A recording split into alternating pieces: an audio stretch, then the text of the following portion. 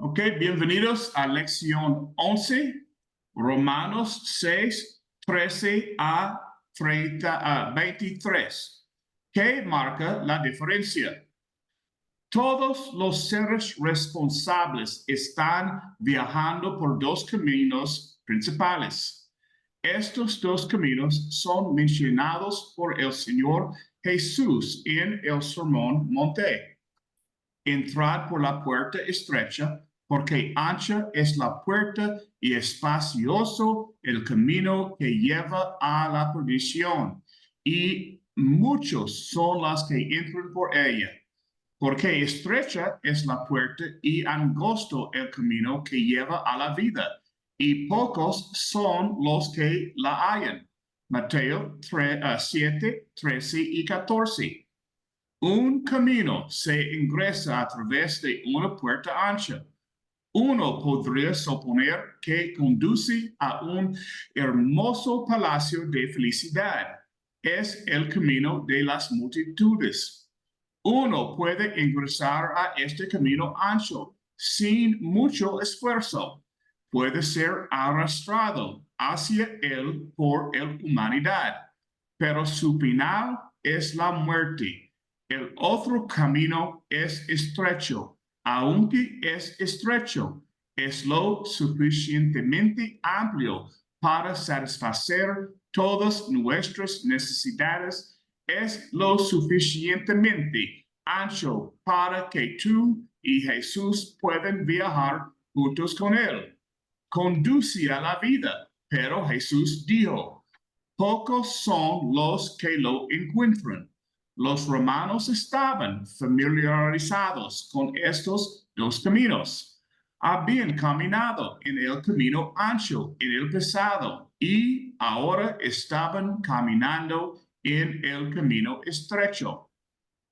Cuando Pablo concluyó Romanos 5, afirmó que donde hay una montaña de pecado, hay una montaña aún mayor de la gracia de Dios. Pero hay donde el pecado abundó, sobreabundó la gracia. 5:20.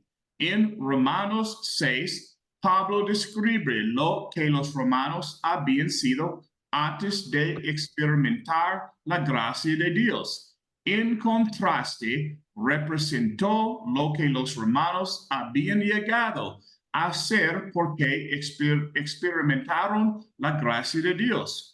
Su énfasis en el contraste está en lo que hizo la diferencia. Los romanos habían caminado por el camino ancho, pero ahora estaban viajando por el camino estrecho. 1. El contraste representado. El apóstol en capítulo 6 primero establece un contraste entre estar perdido y estar salvado. Es un contraste entre lo que los romanos habían sido y lo que los romanos habían llegado a ser. Muertos y vivos. La primera parte del contraste se encuentra en capítulo 6, versículo 13. Y nos siguen presentando los miembros de su cuerpo al pecado como instrumentos de injusticia.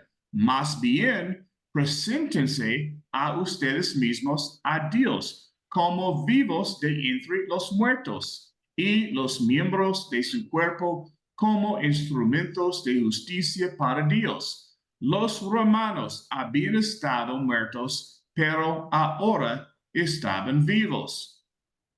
Cuando Pablo habla de su muerte, obviamente no significa que estuvieran muertos físicamente. Estaban muy vivos físicamente, pero es posible que una persona esté muy viva físicamente y muerta espiritualmente. ¿Qué es la muerte espiritual? Una definición simple de la muerte espiritual es la separación de Dios. Cuando el cuerpo de un hombre se separa de su espíritu, decimos que está muerto. Cuando el hombre está separado de Dios, está muerto espiritualmente. No tiene vida espiritual como resultado de la falta de vida espiritual. No tiene esperanza para el futuro. La separación de Dios es la muerte espiritual. ¿Qué causa esta separación? En Isaías 59, 1 y 2, el profeta dijo: vuestras iniquidades han hecho separación entre vosotros y vuestro Dios. Somos pecadores. El pecado ha roto la relación que teníamos con Dios. El pecador permanece en la muerte espiritual. Estamos viviendo en el mundo de Dios. Somos receptores del mensaje de Dios. Aquí estamos de pie en la presencia de Dios, listos para dar cuenta de nuestras vidas, y estamos muertos en nuestra relación con Dios. Todo lo que Dios ha hecho por nosotros a través de Jesucristo se hizo para traer vida. Si estar muerto significa estar alienado o separado de Dios debido al pecado. Entonces, estar vivo para Dios significa que estamos reconciliados con Él. Jesucristo es el puente sobre el abismo que el pecado erigió. Podemos viajar a través de Él para reconciliarnos con Dios. Pablo dijo que los romanos habían estado muertos, pero que ahora estaban vivos. No es necesario estar muerto en el pecado. Puedes estar vivo para Dios a través de la reconciliación con Él. Antes de la obediencia al Evangelio, estamos vivos hacia el pecado, pero muertos hacia Dios. Atados y libres. La segunda parte del contraste es que en un momento los romanos habían estado esclavizados al pecado, pero ahora eran libres. Observa el versículo 16. ¿No saben que cuando se entregan a alguien como esclavos para obedecerlo, son esclavos de que obedecen, ya sea del pecado que lleva a la muerte o de la obediencia que lleva a la justicia? Los romanos habían sido siervos del pecado, habían estado en esclavitud, habían estado encerrados en una prisión espiritual. Nosotros también estamos en esclavitud en la casa de prisión espiritual, sin forma de liberarnos. Pero Dios hizo por nosotros lo que no podíamos hacer por nosotros mismos. Pablo lo expresó de esta manera en el versículo 18. Y habiendo sido liberados del pecado, ustedes se hicieron esclavos de la justicia. Los romanos que habían estado en esclavitud ahora estaban liberados. Si estás en esclavitud, tú también puedes ser liberado. Hablamos de injustos y justos. Aquí está la tercera parte del contraste. Eran injustos, pero ahora son siervos de la justicia.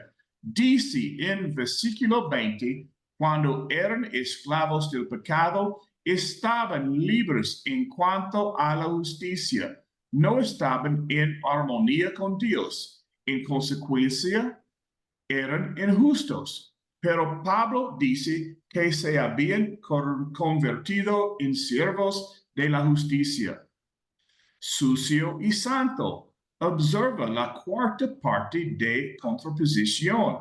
Pablo dice que los romanos eran impuros, pero ahora tú eres santo. Nos dice en el versículo 19 que ellos entregaron sus miembros como siervos de la impureza y de la iniquidad para cometer más iniquidad. Pero ahora dice, tú debes entregar tus miembros como siervos de la justicia para la santidad. Eran impuros, pero ahora son santos. En tiempos bíblicos, algunas personas padecían una enfermedad tímida que no tenía cura terrenal. Esta enfermedad consumía su carne hasta el punto en que literalmente se desprendía de los huesos. Esto significaba una muerte eventual. Se trataba en una enfermedad llamada lepra. Si alguien era leproso, cuando se encontraba con otros en el camino, debía cubrir su rostro con su vestimenta y gritar, inmundo, inmundo, tú y yo hemos sido afectados por una enfermedad que no tiene cura en la tierra. También conduce a la muerte, pero no a la muerte física, sino a la muerte espiritual y eterna. Es la enfermedad del pecado, es impureza. No podemos acercarnos a un Dios santo debido a nuestro pecado, pero Dios a través de Cristo nos hace santos. Muerte eterna y vida eterna. Mientras, Pablo concluye la contraposición de lo que los romanos habían sido y lo que se convirtieron y llegamos al versículo 23. Porque la paga del pecado es muerte, pero el regalo gratuito de Dios es vida eterna en Cristo Jesús, nuestro Señor. Si alguien vive en la muerte espiritual, separado de Dios, si vive en esclavitud al pecado, si vive en la injusticia y muere en ese estado, la muerte eterna lo sigue. Eso es lo que ganamos. Eso es lo que merecemos. Un salario es lo que recibes después de haberlo ganado. La paga del pecado es la muerte. Por otro lado, si alguien se vuelve vivo para Dios, libre del pecado, santo y justo, le espera la vida eterna. Mientras que la paga del pecado es la muerte, el regalo de Dios es la vida eterna a través de Jesucristo nuestro Señor. Podemos compartir la misma vida de Dios y nunca necesitamos estar separados de Él de nuevo. Pablo presenta una contraposición entre los que los romanos habían sido antes de experimentar la gracia de Dios y lo que llegaron a ser después de experimentar esta gracia. Esta contraposición también nos representa a ti y a mí. Representa a lo que somos sin Cristo y lo que hemos llegado a ser con Cristo. Parte 2 es la explicación de la contrastación. Haciendo visto la contraposición, surge una pregunta importante. ¿Qué marca la diferencia? Pablo dice, pero gracias a Dios que aunque antes fuisteis esclavos del pecado, os habéis sometido de corazón a aquella forma de doctrina y la que fuisteis entregados y libertados del pecado, venisteis a ser siervos de la justicia. Romanos 6, 17 y 18. ¿Qué hizo la diferencia? ¿Cuál fue la doctrina que los romanos habían recibido? Fue la doctrina que se proclamó en todo el mundo romano en el primer siglo el Evangelio de Cristo. ¿Cuál es el Evangelio de Cristo? En 1 Corintios 15, 1 a 4, Pablo resume el Evangelio en estos 3 puntos. Él dice que el Evangelio que predicó es que Cristo murió por nuestros pecados según las Escrituras, fue sepultado y resucitó al tercer día según las Escrituras. El Evangelio se resume a través de la muerte, sepultura y resurrección de Jesús. Esa fue la doctrina. Pablo dice que los romanos habían obedecido la forma de esa doctrina. De alguna manera, habían sido moldeados por la muerte, sepultura y resurrección de Jesús. Su obediencia no les ganó un estado correcto ante Dios. Su obediencia fue una expresión de fe. Su obediencia fue la aceptación de lo que Dios había provisto. Supongamos que mi padre me llama desde el banco y me dice, hijo, ven al banco, estoy depositando $10,000 en tu cuenta. Mi ida al banco no me hace merecer ese regalo de $10,000. Nuestra obediencia al Evangelio no nos gana nada.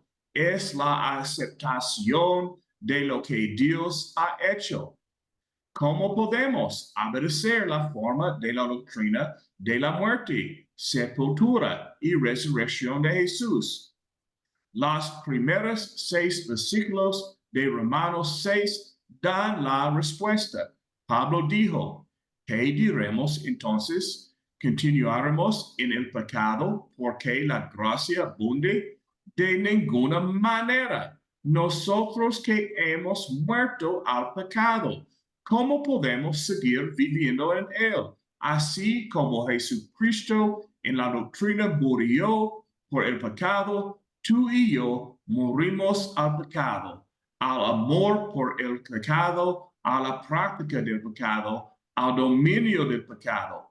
Además, él dijo, ¿o no saben que todos los que hemos sido bautizados en Cristo Jesús, hemos sido bautizados en su muerte? Por tanto, hemos sido sepultados con él por el bautismo en la muerte. Cristo fue sepultado y nosotros somos sepultados con él cuando somos sumergidos en el agua. Pablo dijo, para que así como Cristo fue levantado de entre los muertos por la gloria del Padre, así también nosotros andemos en novedad de vida en el bautismo del Nuevo Testamento. No solo representas la muerte de tu antiguo yo y la resurrección a una nueva vida, sino que también representas la muerte, sepultura y resurrección de Jesús. Los romanos habían obedecido de corazón la forma de la doctrina de que Jesús murió por nuestros pecados, fue sepultado y resucitó de nuevo. Al obedecer la forma de esa doctrina, los romanos murieron al pecado, fueron sepultados cuando fueron bautizados y fueron levantados para caminar en una nueva vida. Pablo dice en Romanos 6, 17 y 18 que al obedecer de corazón la forma de enseñanza o la forma de doctrina, fueron liberados del pecado y se convirtieron en siervos de la justicia. En conclusión, la importancia de este asunto para ti y para mí es la siguiente. Hemos obedecido de corazón la forma de doctrina, hemos sido sumergidos en Cristo, ha sido sepultado el viejo hombre y levantado el nuevo hombre. Si no hemos hecho esto, ¿cómo podemos llegar a ser siervos de la justicia? ¿Cómo podemos ser liberados del pecado? Pablo dice que todo esto debe ser desde el corazón. El motivo debe ser puro. No obedeces el evangelio de Cristo simplemente para complacer a tu esposa o esposo, a tus padres o amigos. Obedeces el evangelio para complacer a Dios. Nuestro motivo debe ser absolutamente puro. Estamos buscando aceptar lo que Dios ha provisto para nosotros a través de Jesucristo. Ok, este concluye mi lección, pero yo quiero hacer algo poco diferente esta tarde. Yo tengo algunas preguntas. Hang on un momentito. Ok, sí, ¿cómo yo puedo hacerlo eso? Pregunta número 1. Versículo 13. ¿Cómo podemos presentarnos a Dios como aquellos que están vivos de entre los muertos para reflejar una vida transformada en Cristo? ¿Alguien quiere responder a esta pregunta? Adelante, hermanos.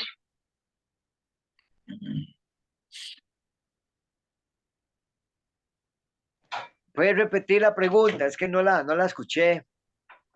Ok. La pregunta otra vez. Sí, hermano. ¿Cómo podemos presentarnos a Dios como aquellos que están vivos de entre los muertos para reflejar una vida transformada en Cristo?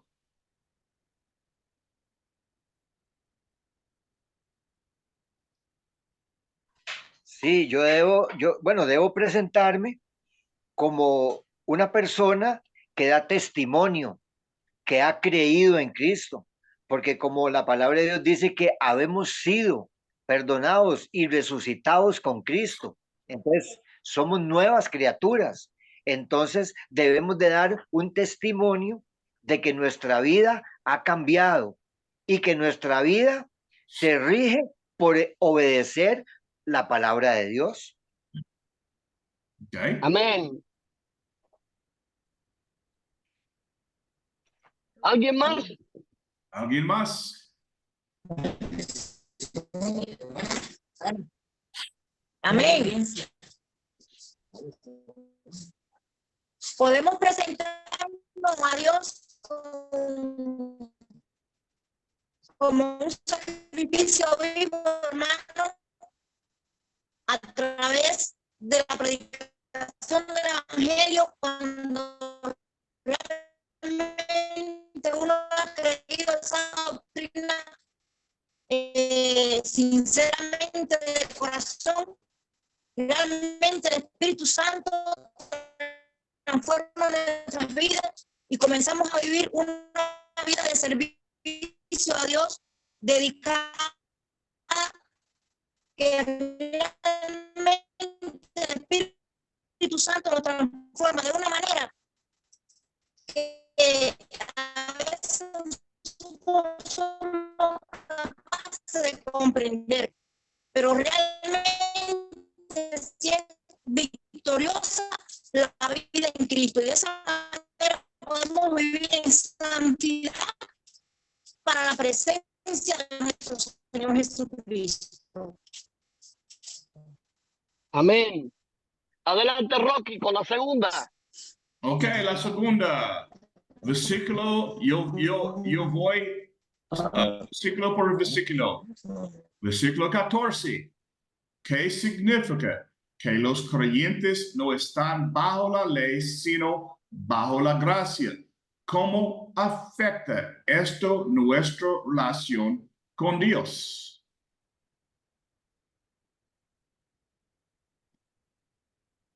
¿Qué Amén. significa, hermano? Que no estamos viviendo bajo la ley, sino bajo la gracia.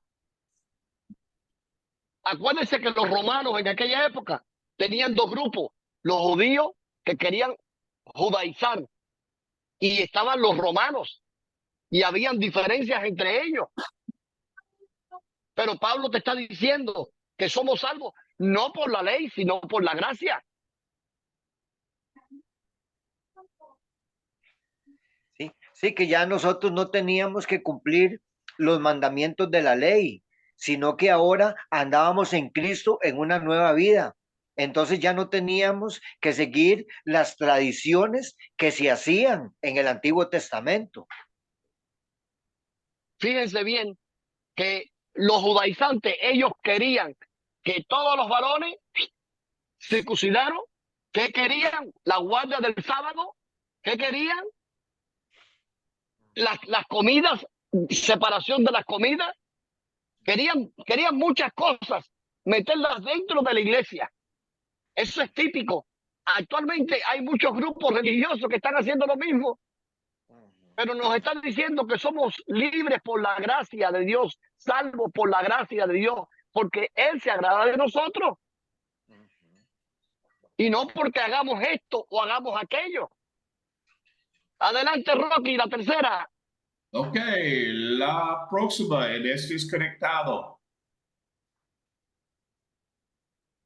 Versículo 15. Porque Pablo plantea la pregunta acerca de pecar, porque no estamos bajo la ley, sino bajo la gracia. ¿Cuál es la importancia de esta pregunta? Hermano, cuando Pablo nos pregunta, fíjense bien, ya que no vivimos bajo la ley, sino que estamos bajo la gracia, ¿por qué es importante que no sigamos en el pecado? Pablo sabía que nosotros habíamos vivido una vida de pecado, que nuestra sangre, nuestro cuerpo, lo que pedía era eso. Sin embargo, él dice, hay un pare. Y a partir de ese pare es que nosotros no podemos seguir alimentando, porque estamos bajo la gracia, y bajo la gracia somos salvos.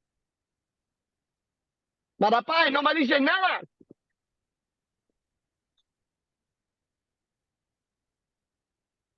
Marapá,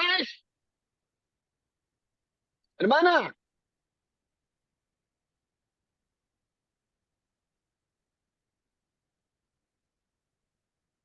Emilio, ¿me oyes? Emilio.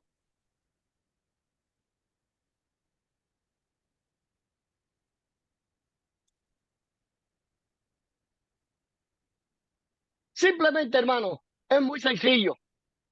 Fuimos perdonados una vez, pero no para que vivamos en el ciclo del pecado.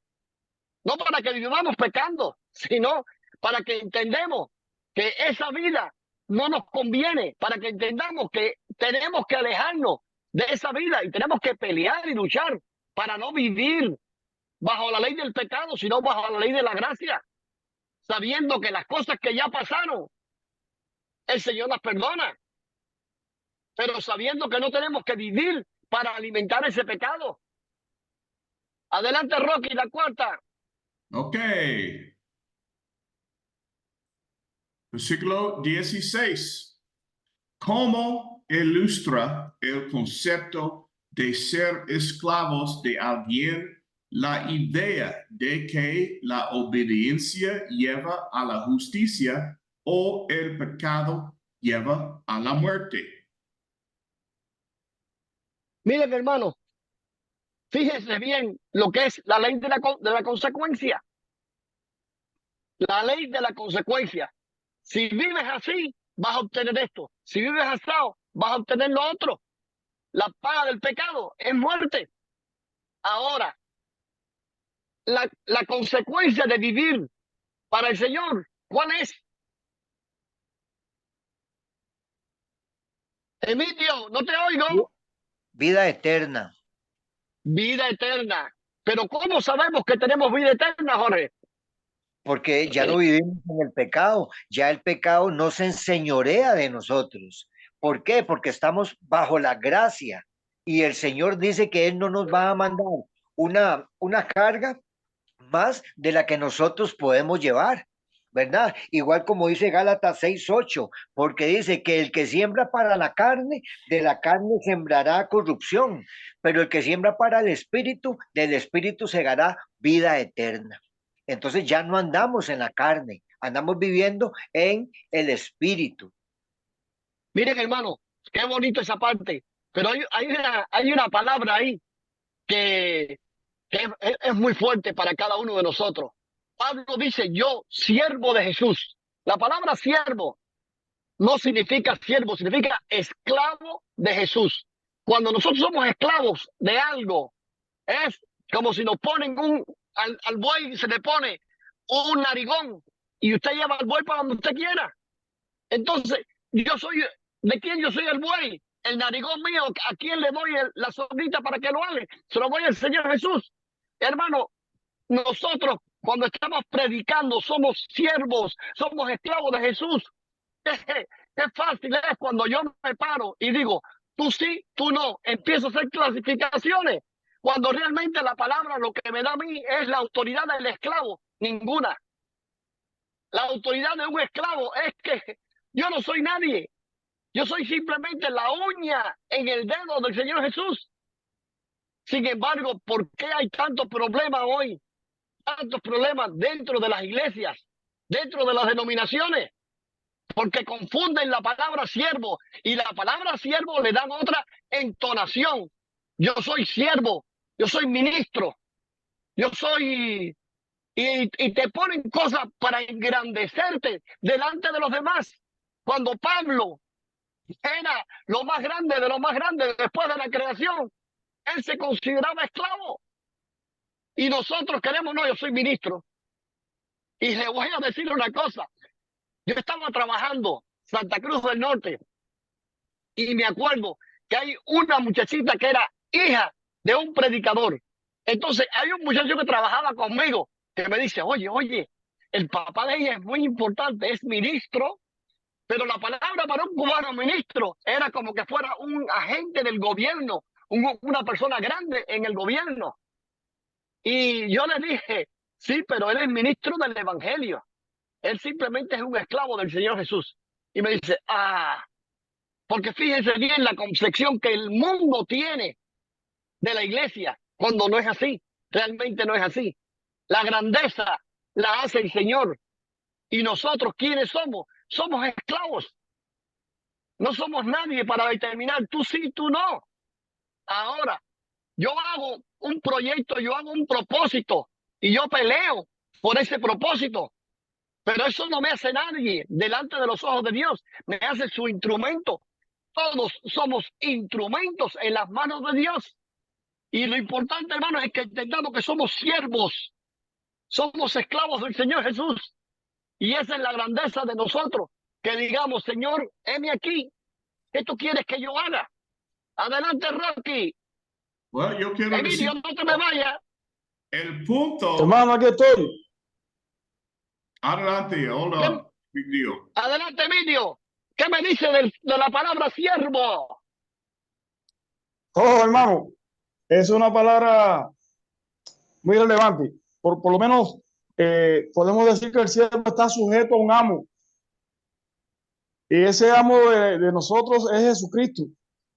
El mismo Jesús decía que cuando hayamos acabado todo podemos decir siervos inútiles somos porque lo que debíamos de hacer hicimos. Dice en su palabra. Y Pablo nos dice a nosotros, perseveraremos en el pecado para que la gracia abunde, de ninguna manera.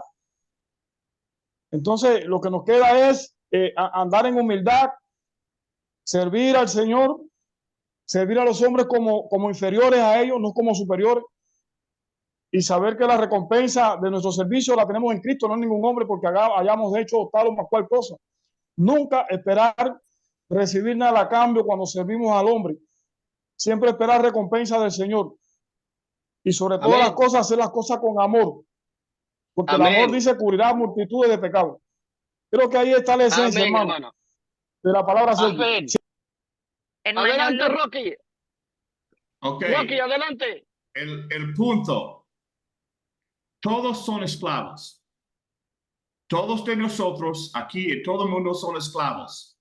Tú eres esclavo del pecado, cosas de este mundo, las cosas de tu cuerpo, cómo tú vas a servir, o tú eres un esclavo a Dios.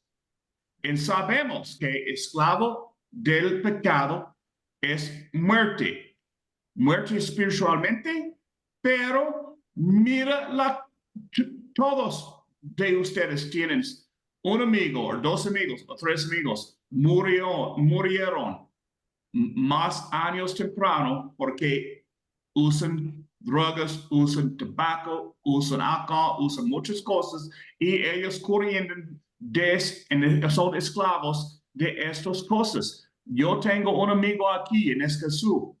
Él era un hombre rico, tiene una esposa muy bonita, pero yo no vi por 6 meses porque estaba viviendo en la calle, porque él es un drogadicto. Este hombre pierde todo. No es solo muerte espiritual, es una muerte aquí físicamente.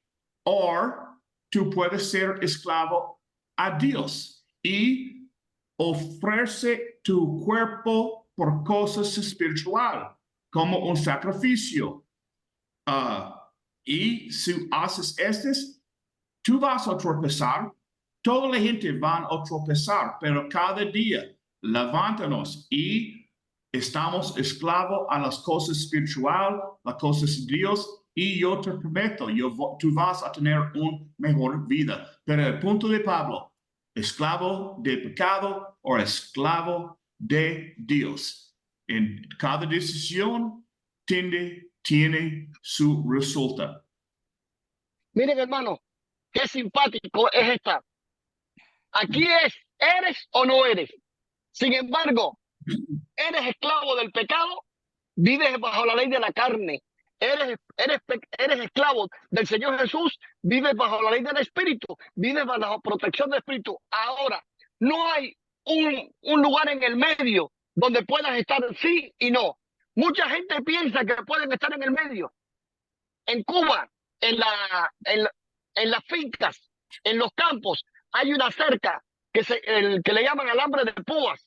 Es un alambre con muchos pinchos para que los animales se alejen. Aquí en Estados Unidos es la misma cerca, pero con alto voltaje.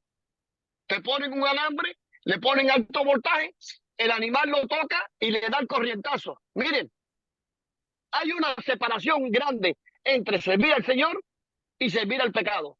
No hay un punto intermedio. Mucha gente piensa, no, yo puedo. No puedes, hermano.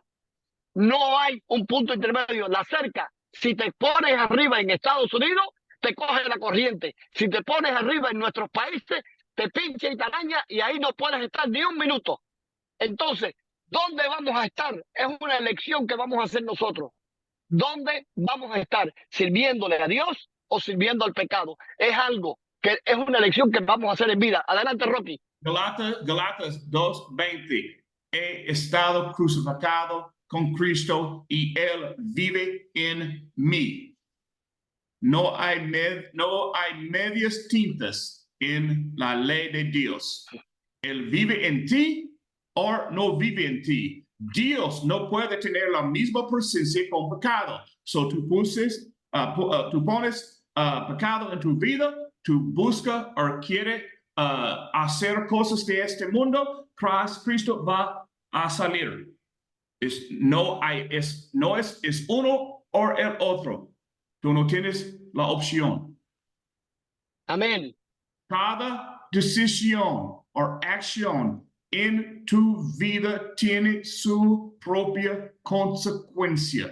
Cuando tú entras tu casa, limpias tus zapatos o tú vas a limpiar el suelo. Amén. Adelante, Rocky, la otra pregunta. La próxima, versículo 17, lo siento. Yo estoy poco. Ok. ¿En qué formas has experimentado haber llegado a ser obedientes de corazón al modelo de enseñanza en tu propio camino cristiano.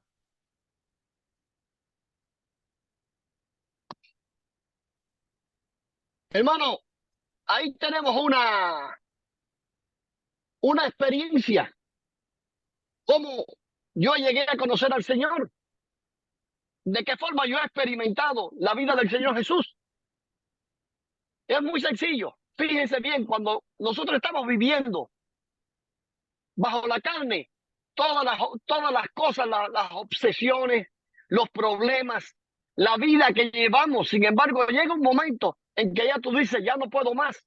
Y entonces cuando empiezas a vivir para el Señor, pero ¿cómo llegamos a ese punto? El 90% de la gente es un punto de ruptura. Es cuando te aplasta. San Pablo pasó cuando lo tumbaron del caballo y quedó ciego. Literalmente ciego. A muchos de nosotros nos tumba del caballo y nos deja ciegos. Para que entendamos que no hay más camino. Se acabó. ¿Alguien más? Cambronero. Hermano, ¿cómo está? Adelante. Hermano, cuando hemos entendido eso que usted está diciendo, ¿verdad? Que nos tumba del caballo, pero muchas veces nos tumba del caballo, pero como aún no entendemos, ¿verdad? No entendemos, que el Señor pues quiere transformar nuestras vidas. Y cuando nosotros no entendemos que Él es la vid, cuando dice, habla en la palabra, y nosotros los pámpanos, que sin Él nada podemos hacer, no entendemos, ¿verdad? Entonces, cuando venimos a los pies del Señor y que dice que nos ha trasladado de las tinieblas a su luz admirable, pues no hay una transformación verdadera, no hay un cambio, ¿verdad? Entonces, cuesta mucho poder entender lo que dice Pablo, pues ya no vivo yo, más vive Cristo en mí, ¿verdad? Y entonces, servir al Señor de esa manera. Pero yo pienso que es un punto en el cual debemos de concientizar a los hermanos para poder entender, porque yo pienso que este punto muchos están por estar, pero no lo han entendido y entonces vemos muchas cosas, ¿verdad? Como decimos, sería eso, mi hermano. Ajá. Miren, hermano, hay muchas formas de nacimiento. Hay mujeres que le hacen el corte y le sacan el niño y nunca sufren los dolores de parto. Según la psicología, esas mujeres nunca van a sentir el afecto y el amor que sienten las mujeres cuando paren el niño natural. Cuando la mujer va y pare al niño por el caño natural como Dios lo diseñó, ¿qué pasa? Hay un choque muy grande, y en ese choque de dolor tan grande sale el bebé y en fracciones de segundo, la mujer más feliz del mundo, la única persona que es capaz de dar su vida por su hijo es su madre. Entonces, hay algo como cuando nos dicen las hermanas, yo soy la vid y vosotros los pámpanos. Eso quizás está un poco extraño para nosotros, latinos. Yo soy el árbol y vosotros los frutos. Tú no eres nadie. ¿Quién es verdaderamente el árbol? Es Jesús. Jesús es el árbol. Nosotros somos el fruto. ¿Y el fruto qué le pasa? Que llega un momento en que madura, cae, y lo más natural es que germine. Lo más natural es que el fruto caiga en la tierra y germine. Lo más natural es que nosotros caigamos en la tierra y germinemos donde quiera que vayamos. Adelante, Rocky. Ok, la próxima, versículo 8, 18 y 19. ¿Qué significa ser liberados del pecado y llegar a ser esclavos de la justicia? ¿Y cómo afecta esto a la vida diaria? Miren, hermano, ¿qué dicen por ahí de la vida cristiana? Que es aburrida. ¿Es verdad? ¿Qué significa cuando hacemos el cambio? ¿Qué significa para muchos? Es un cambio real. Es un cambio grande. Las cosas que uno hacía ya no las hago más. Naciste de nuevo, estás en una vida nueva. Ahora, ¿qué significa ser esclavo del Señor Jesús? Eliobi, adelante. Sí, mi hermano, significa ser fiel, ser obediente, ser humilde, ser santificado, ser apto para las obras y vivir una vida agradable ante Él. Fíjense bien, hermanos, que hay veces que te van a decir, especialmente los jóvenes, la vida es aburrida. No, no es aburrida. La vida es aburrida, ¿usted sabe cuándo? Cuando usted no tiene un propósito en su vida. Cuando usted es lo mismo y lo mismo y lo mismo. Cuando usted es esclavo de alguien más y no del Señor Jesús. Hay tantos tipos de dependencias, tantos tipos de dependencias que son terribles. Y cuando usted mira las noticias a diario, usted ve los desastres que se están viviendo. Y hay un niño que mató a su madre. El niño mata a la madre. Y yo y estaba hablando con mi esposa y decía, ese niño es un monstruo. Porque si usted no es capaz de amar a su madre, por muy mala que haya sido, ¿a quién va a amar usted? No, es un monstruo. No tiene derecho a estar en esta vida. Muchos de nosotros hemos sido transformados porque éramos monstruos en la forma que vivíamos. Vivíamos no solamente esclavos del pecado, sino que vivíamos para agradar el pecado. Y era lo que buscábamos y era el sentido. Ahora, cuando hacemos el cambio y empezamos una vida nueva, es totalmente diferente. Es salud para el alma, es salud para el cuerpo. Y se nota la diferencia. Se nota la diferencia. Miren a los amigos suyos de la edad suya que siguen sus caminos. Y cuando usted los vea, se va a quedar frío. Hay amigos míos, hay uno de ellos que eran mi socio en la secundaria. Ahora es médico, es un médico muy famoso. Pero cuando yo lo veo, él era el niño del aula, cuando estábamos en la secundaria, séptimo, octavo y noveno. Y ahora cuando yo lo veo, yo digo, no puede ser. Ahora es un viejito así, acabado. Sigue siendo la persona inteligente, pero está acabado porque le dio su cuerpo todo lo que el cuerpo le pedía, menos lo que necesitaba. Adelante, Emilio. Sí, hermano, yo creo que corroboro un poco lo que me estaba diciendo porque me pasa idénticamente, experimento lo que acabas de decir. Tengo compañeros de escuela que en aquel tiempo en que vivíamos muchachos en la escuela allí, que estábamos contemporáneos, pero ahora los veo y parecen mis abuelos. Y es el maltrato, sí, el pecado. Me decían, oye, pero lo único que tienes es el pelo blanco, pero tú estás como mismo has estado siempre, joven. ¿Qué es lo que está pasando? Y yo le decía, hermano, el problema es que yo estoy en Cristo, el problema es que Dios cambia a las personas. Y me decía otro amigo, ¿cómo es posible que ustedes como cristianos puedan estar 2 o 3 horas juntos? Y lo oigo riendo, sigue haciendo chistes y no hay un trago allí, como ustedes pueden estar felices sin darse un trago. Y nosotros para tener una cerveza en la mano, tenemos un trago, una música, todo lo que da. Digo, así es, hermano, porque Dios transforma a las personas y ahí el cambio. Entonces tengo otra historia. Cuando yo llegué a Cristo, yo me llamo igual que mi papá, mi apellido, bueno, lo llevo, el de él lo llevo. Y cuando yo voy a mi casa, la primera campaña que tuve en la provincia oriental con Guillermo Eliseo Collins, fueron 15 días por la provincia oriental, bautizamos más de 50 personas en aquella campaña. Y voy a mi casa y le digo, bueno, yo voy a ir fuera de la casa por 15 días, porque ya yo ahora soy cristiano y ahora voy a estar dedicado a una vida a Cristo. Y bueno, a partir de hoy te quito el nombre. Ya no te vas a llamar igual que yo porque tú, me dice, tú me has hecho pasar vergüenza. Yo te puse el nombre porque yo creía que tú, porque mi papá es militante del partido y un hombre comunista. Y entonces yo le dije, no se preocupe. Yo a partir de hoy yo no me voy a llamar con usted, ahora me van a llamar por cristiano. Y el hombre lo que hizo fue romperse a llorar, ¿verdad? Pero es una experiencia muy bonita porque al cabo del año, él vio el cambio mío, ahora soy el hijo de su confianza. Y entonces vio la diferencia, ¿verdad? Entre aquel hombre que él quería poner su confianza según el mundo y ahora el Cristo. Y es la base de todo, hermano, el testimonio, el sacrificio que nosotros hacemos por cambiar el cambio que la persona del mundo ve con nosotros, inclusive en el físico, como bien tú decías. Y es muy bonito vivir esa experiencia y poderla contar como estamos nosotros ahora en Cristo. Gracias, hermano, porque me Amén. trajiste recuerdo que yo también vivo. Mira, Emilio, yo te quiero añadir algo. Mi padre tuvo 7 hijos. De los 7, yo soy el primero. Pero el segundo era su orgullo, porque era el tipo bonitillo, el tipo de los ojitos claros, el lindo de la película. Bueno, ese hermano mío, cuando tú lo ves ahora, parece un aura tiñosa que lo mojaron y lo sacaron de un tanque y lo tiraron.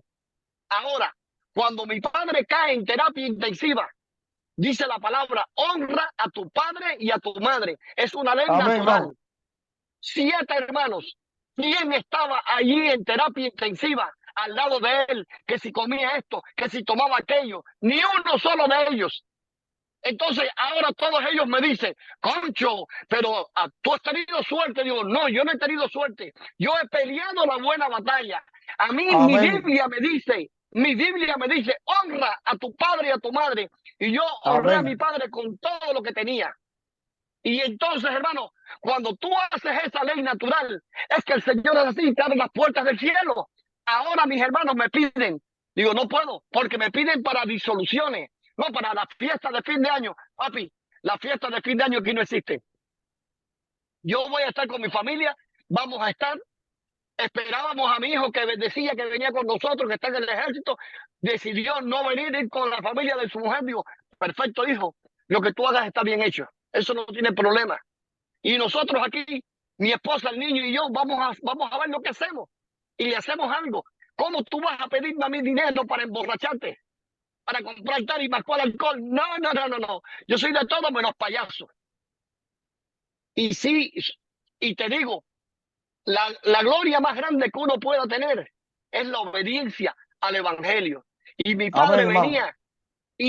venía, y estaba ya en sus días. En esos días él se muere. Y me dice, hijo, yo quiero decirte esto, yo quiero decirte aquello.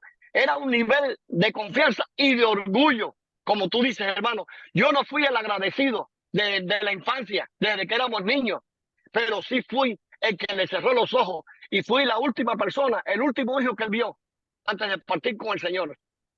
Y me abrazaba y me besaba. Y eso era lo más grande que había. Y en el Amén. momento que yo salgo a buscar no sé qué cosa, es que él viene y él fallece. Y me dice mi esposa, mira, ve para el hospital porque algo está pasando allí. No me quiso decir, ya se murió. Digo, bueno, mientras estuvo vivo, como hizo el rey David, mientras estuvo vivo había esperanza. Ya partió con el Señor, ya yo hice mi parte. Y hermano, ese es el gozo del cristiano. Amén, hermano. Amén. Muy bonita historia, hermano. Adelante, Rocky. Adelante, Rocky, que eso está bueno. ¿Ok? Tú puedes ver. Momentito.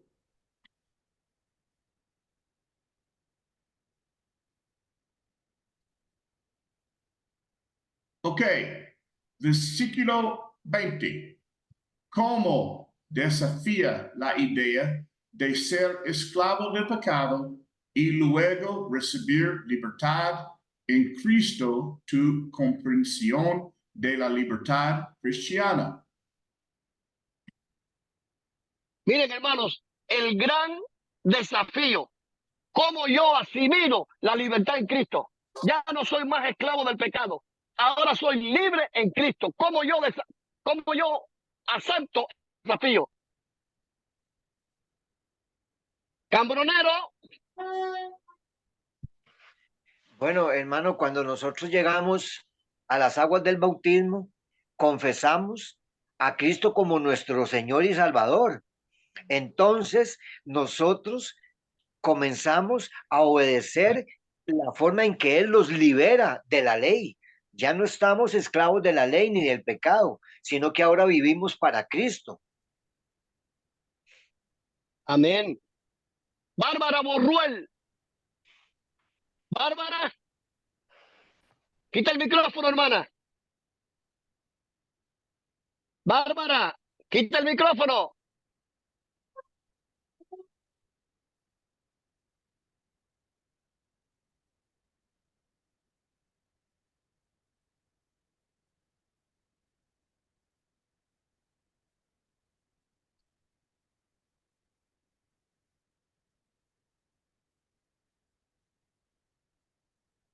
No te oigo, Bárbara. Sigo sin oírte.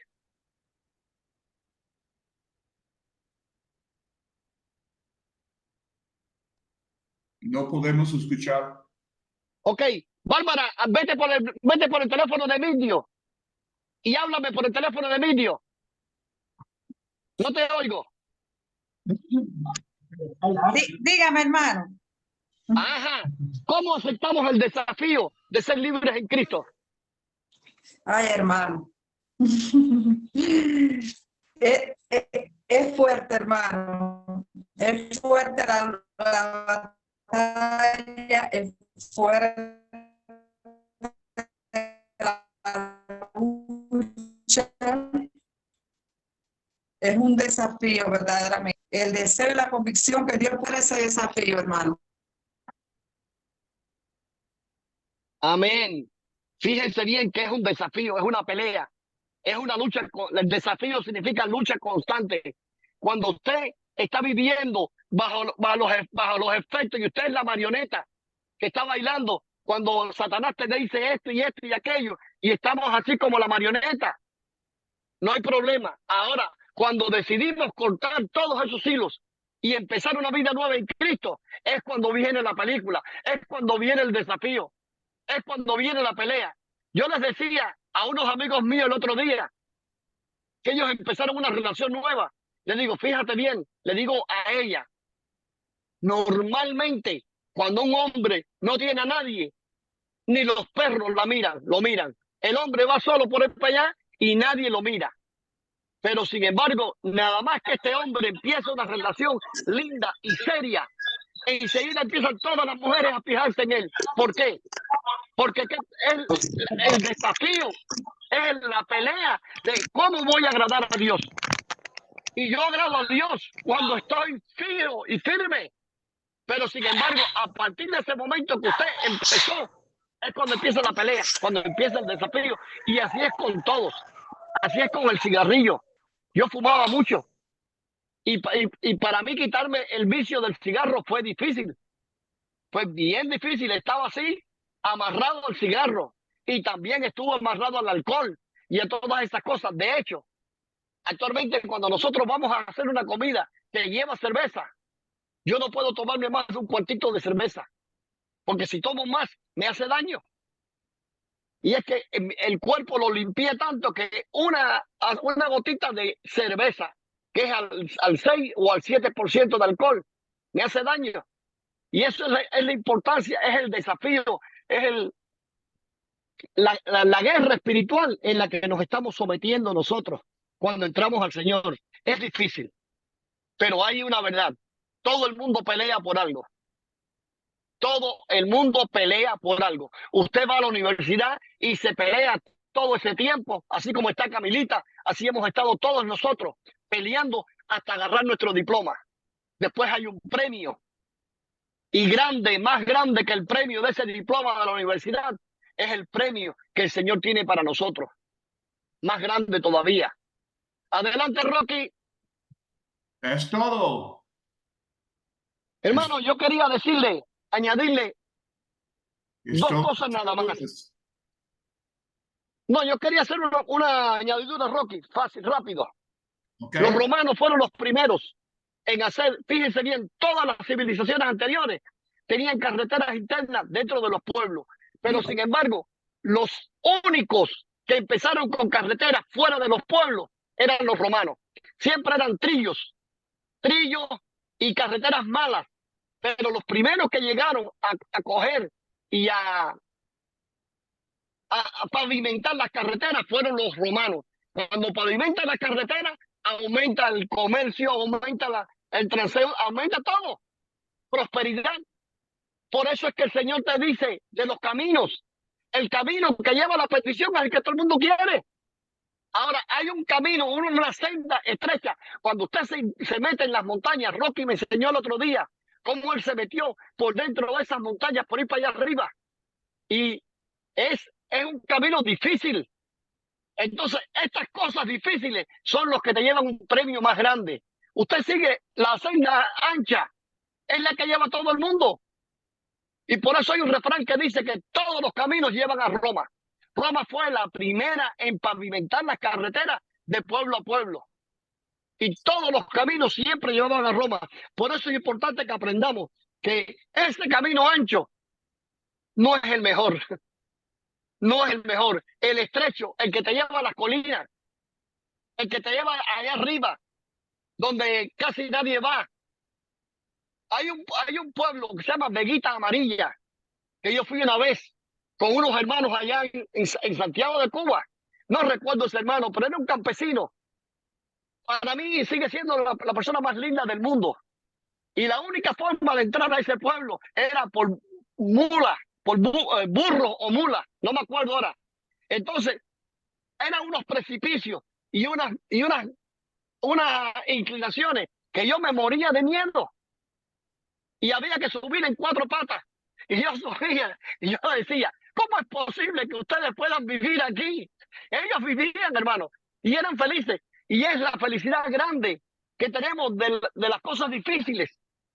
Cuando usted logra algo, alcanzar algo grande y difícil, hermano, se disfruta mucho más. Adelante, Bárbara, ¿qué me ibas a decir? Bárbara, el micrófono no te funciona. Agarren de tu marido. No puedes soltar a tu marido ahora porque sin él no puedes hablar. No te oigo, Bárbara. Agarren de tu marido. Algo pasa que no se oye. No se oye, hermano. No te oímos. Ok. Seguimos sin oírte.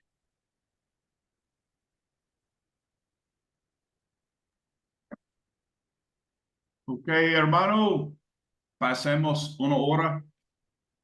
Ok. Hermano, hemos llegado al fin de este encuentro. Es un placer estar con todos ustedes. Y más lindo va a ser el placer que tengamos una comida juntos. Bárbara, ¿a ti no te gustó la comida? Vamos a tener otra comunión linda, así en el mismo lugar, porque se lo prometimos al hombre. Vamos a repetir. Aquellos pocos ensayos, ahora viene la de verdad. Y en julio posiblemente vayamos con una mucho mejor. Porque hay 2 personas que quieren visitar. Creo que uno, un gringo de Texas que vive en Costa Rica, quiere ir. Y hay otro latino, un hermano que los ama mucho a ustedes, Zapata, el hermano Zapata. Él también quiere ir. Así que si Dios lo permite, para julio del año que viene, con el favor de Dios, vamos a tener una comunión fuerte en el espíritu y fuerte en la carne también, porque vamos a tener una muy buena comida. Rocky, Sí. Vamos a invitar a orar a Eliovis. Sí, Eliovis. Hermano, Eliovis, despídanos en oración, hermano. ¿Cómo que no, mi hermano? Preparado para despedirnos en oración. Oremos. Dios Altísimo, una vez más la gracia te damos, Señor, en esta noche maravillosa en que tú has permitido que por estos medios nos hayamos comunicado para traernos a nosotros mensajes de aliento y de poder. Te ruego ahora que nos bendiga de un modo muy especial y que permita que todo sea para la gloria y honra de tu nombre.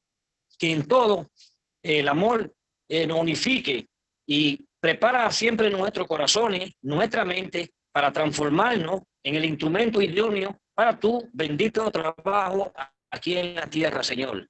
Gracias, Señor, por Rocky, gracias por Pedraza, gracias por este medio. En Cristo Jesús te lo pedimos todo. Amén. Amén.